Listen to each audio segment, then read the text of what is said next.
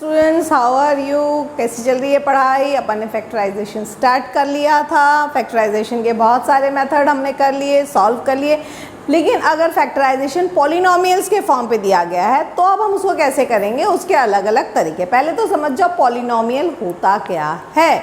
ठीक है, पॉलिनोमियल क्या होता है, उसका जनरल फॉर्म में आपको लिखा देती हूँ। आपका जनरल फॉर्म रहता है इसका an आपका रहेगा x to the power n plus a1 x का power n minus 1 plus a2 x का power n minus 2 and so on. Last term आएगा आपका a n minus 1x plus a n equal to 0। ठीक है, तो इसे कहते हैं अपन पॉलिनोमियल। ये इक्वल टू 0 नहीं है, चलो हटा देते हैं। ये इसे कहते हैं अपन इक्वल टू, ये आपके आ गया पॉलिनोमियल। ठीक है, पॉलिनोमियल में जब हम ये थे पॉलिनोमियल, ठीक, अगर n क्या हो गया आपका 1 है।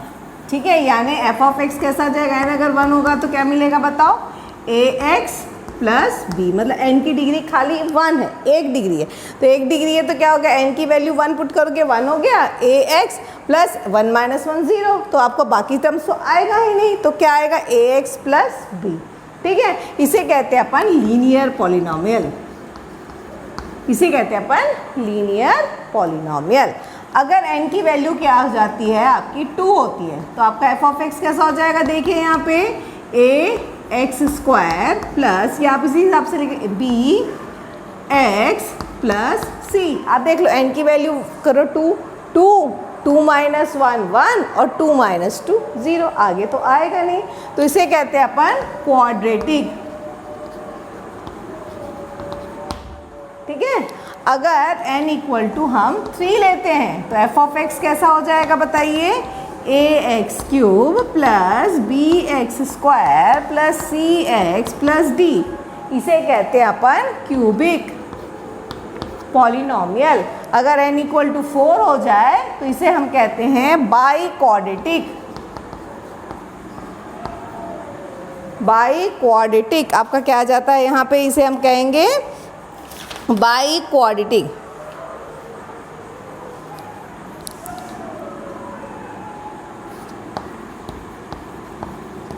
ठीक है, ये हो जाएगा आपका बाइक्वाड्रेटिक। ये याद रखें, मतलब अगर ax प्लस b है तो linear, ax square plus bx plus c के फॉर्म में है तो क्वाड्रेटिक। अगर क्यूब के हाईएस्ट डिग्री, देखो डिग्री ऑफ पॉलिनोमियल इसे किसे कहते हैं, जो सबसे हाईएस्ट पावर रहता है उसे हम कहते हैं, वो उसकी डिग्री कहलाती है। तो ये जैसे इसकी डिग्री क्या हो गई 3, इसकी डिग्री क्या हो गई 2। ठीक है, तो क्या रहते हैं, मान लीजिए मैंने क्वेश्चन दे दिया f of x is equal to √2x square plus 3x plus 5। तो ये कौन सा वाला हो जाएगा, आप डिग्री देखिए, ये कॉन्स्टेंट्स को मत देखिए। तो ये जो आ जाते हैं, ये क्या हो जाते हैं, इनके कोफिशिएंट्स हो जाते हैं। लास्ट टर्म क्या कहलाता है, कांस्टेंट्स कहलाता है। ये सारे a क्या कहलाते हैं, इसके कोफिशिएंट्स कहलाते हैं। ये क्या हो गया, इनके पावर कहलाते हैं। ठीक है, तो इसमें भी क्या हो जाएगा, पावर डिग्री देखिए क्या है 2 डिग्री का इंसान क्या हो जाएगा, क्या बनाता है भाई, ये क्वाड्रेटिक पॉलिनोमियल बनाएगा। ठीक है, अगर मैंने क्या क्वेश्चन दे दिया f of x is equal to 3x cube plus x minus 5, तो क्या होगा, हाईएस्ट डिग्री देखिए क्यूब ही रहेगा, ये क्यूबिक ही रहेगा। क्यों, यहाँ पे एक्स स्क्वायर नहीं है, तो आप बोलोगे एक्स स्क्वायर नहीं है मैडम कैसे आ जा रहा है। अरे भाई एक्स स्क्वायर नहीं तो उसका कोफिशिएंट 0 होगा ना भाई। ऐसा नहीं हो सकता कि इसकी वैल्यू 0 की, तो 0 का मल्टीपल कुछ भी टर्म रहेगा वो 0 होगा।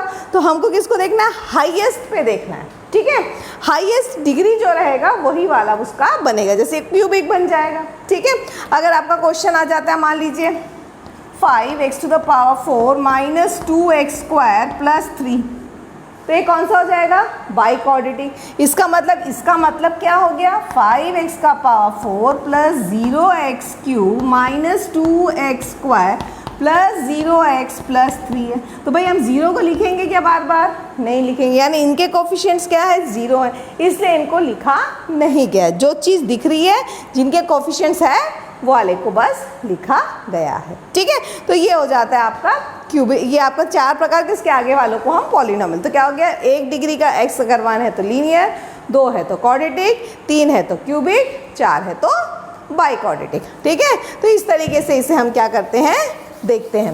अब आ गया हमारा value of a polynomial. What is the value of a polynomial? अगर हम कहते हैं वैल्यू ऑफ अ पॉलिनोमियल।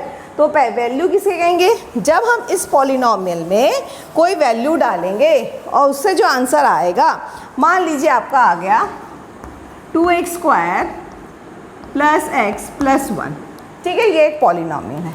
तो इसकी वैल्यू क्या हो गई भाई? अगर मैंने f(1) डाला, ठीक है, 1 डाला तो क्या आ जाए? 2 × 1 का स्क्वायर प्लस 1 कितना आ गया? 4। तो एट x इक्वल, यानी ये जो 1 है, अगर x इक्वल टू अल्फा की वैल्यू पे फंक्शन की क्या वैल्यू आ रही है? 4 आ रही है। मतलब it at x equal to 1 the value of polynomial is 4, ठीक है। अब आता है यहाँ पे वैल्यू ऑफ पॉलिनोमियल में दूसरा टर्म आता है zero of a polynomial, that is called zero of polynomial, zero of polynomial या रूट्स ऑफ पॉलिनोमियल, ठीक है। ये हम कहते हैं रूट्स ऑफ पॉलिनोमियल। वो वैल्यू x की, वो वैल्यू जिसको कोई फंक्शन में पुट करने पे आंसर 0 हो जाए, उसे कहते हैं अपन जीरोस ऑफ अ पॉलिनोमियल या उसका रूट ऑफ द पॉलिनोमियल। मान लीजिए जैसे आपका क्वेश्चन दे दिया f(x) is equal to x² plus 5x plus 6, plus मत करो माइनस कर लो, ठीक है, 5x प्लस 6, ठीक है। तो x की वैल्यू अगर मैं f(2) ले लूँ तो कितना आ जाएगा? 4 माइनस 5 2 = 10 प्लस 6, देखिए आंसर आ गया 0। यानी ये f of the value at, जब value of f of x equal to 2, answer क्या आ रहा है?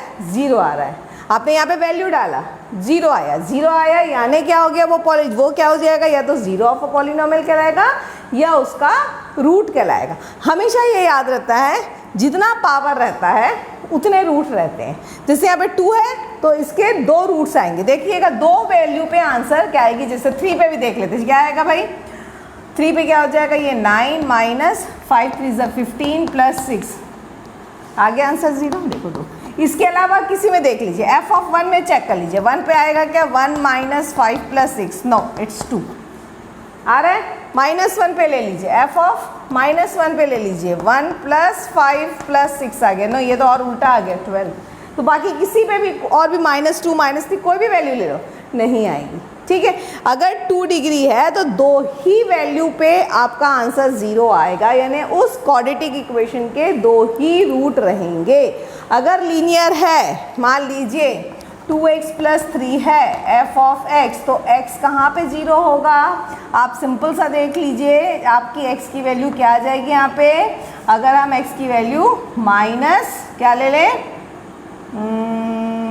3/2 तब आएगा, यानी 2x प्लस 3 को 0 होने पे x की वैल्यू क्या आएगी? -3/2, तभी आंसर हमारा क्या आ जाएगा? यहाँ पे सब्स्टिट्यूट करोगे तो ही आंसर 0, यानी इसका रूट क्या आ जाएगा? -3/2, और इसका एक ही रूट आएगा। इसके अलावा कोई भी वैल्यू पुट करो, ये आंसर 0 नहीं होगा। वैसे क्वाड्रेटिक में 2 रूट आएंगे, उसके अलावा बाकी सारे में आपको वैल्यूज़ मिल जाएगी पॉलिनोमियल की, लेकिन रूट्स नहीं मिलेंगे।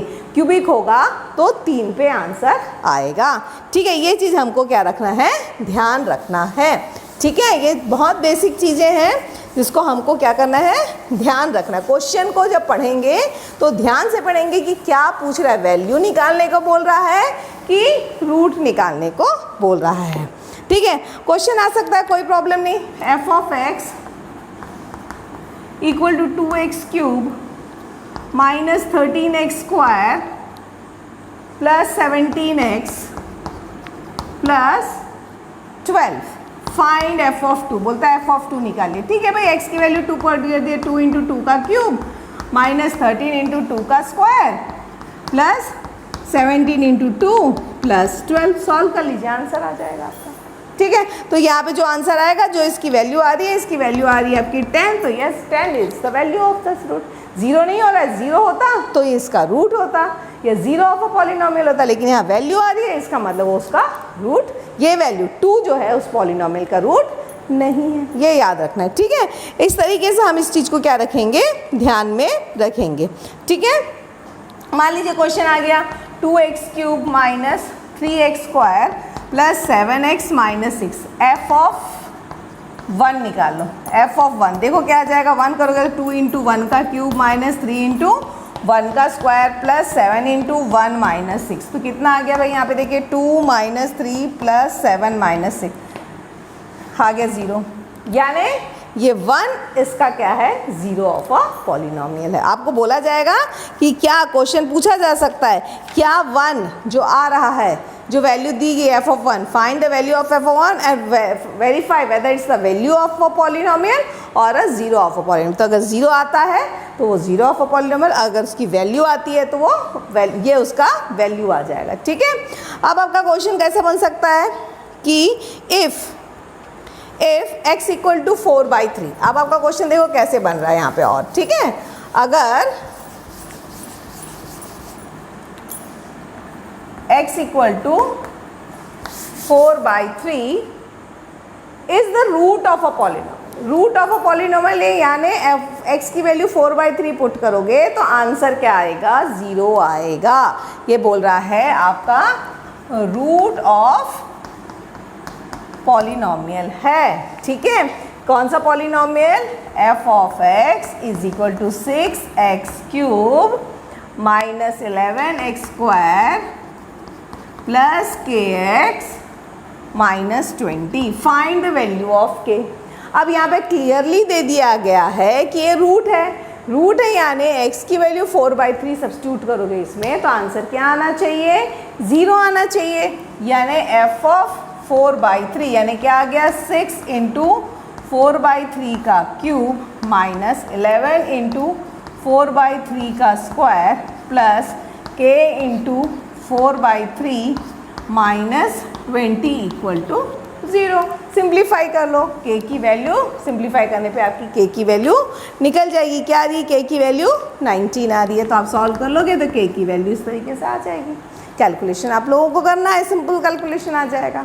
ठीक है, आपको उसको सॉल्व करना बहुत आसान, क्या हो जाएगा 6 इंटू देख लो 4 का क्यूब, 3 का एलसीएम ले लो, 3 का क्यूब या 3 का स्क्वायर, तो क्या है 11, इसको ले लो 44 इंटू 3, एक 3 आ गए यहाँ पे, plus 4k into 9 minus 20 into 3 का क्यूब इक्वल टू 0। k की वैल्यू आ जा रही है, आपकी k की वैल्यू सॉल्व करने में कितनी आ रही है 9। सिंपल, ठीक है, बहुत आसान जाता है इस तरीके के क्वेश्चंस को हमको कैलकुलेट करने में। ठीक है, कई बार ऐसा हो जाएगा कि दोनों रूट दे दिया रहेगा, 2 अननोन्स दिए रहेंगे, जैसे इसमें एक अननोन दिया है, चलो 2 अननोन उठा लेते हैं अब। ठीक है, बहुत आसान चैप्टर है और ये बेस है आपका क्वाड्रेटिक इक्वेशन का और हायर का। ठीक है, तो इसको बिल्कुल ध्यान रखेंगे। क्या है, मान लीजिए दे दिया है x equal to 2 and x equal to 0 are the roots of the polynomial. कौन सा पॉलिनोमियल का रूट्स है ये, f of x equal to 2x³ minus 5x square plus ax plus b, find the value of a and b। भाई 3 होने चाहिए, 2 दे दिया, तीसरा आपको फाइंड करने को नहीं बोला है, आपको 2 दे दिया, तीसरा फाइंड करने को नहीं बोला है, आपको बोला है find the value of a and b।